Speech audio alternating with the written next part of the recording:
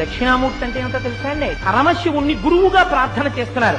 దక్షిణామూర్తి స్తోత్రానికి ఉన్న గొప్పతనం ఏమిటో తెలుసా అండి? తెలిసి కాని తెలియక కాని మీరు దక్షిణామూర్తి స్తోత్రం చదివితే గురుగ్రహం ఉద్దీపనం చెందుతుంది, గురుగ్రహం సంతోషాన్ని పొందుతుంది. గురుగ్రహం సంతోషిస్తే మిగిలినటువంటి గ్రహాలు ఇచ్చేటటువంటి దుష్ఫలితాల్ని తగ్గించేస్తుంది. దక్షిణామూర్తి ఇంకొకలా చూస్తున్నాం మేము. అదెలా అంటే దక్షిణాభిముఖుడైన మూర్తి అంటే దక్షిణ దిక్కుకి తిరిగి కూర్చునున్నాడు. ఇక్కడ దేవాలయం మీద దక్షిణ దిక్కుకు తిరిగి చూస్తున్నాడు స్వామి.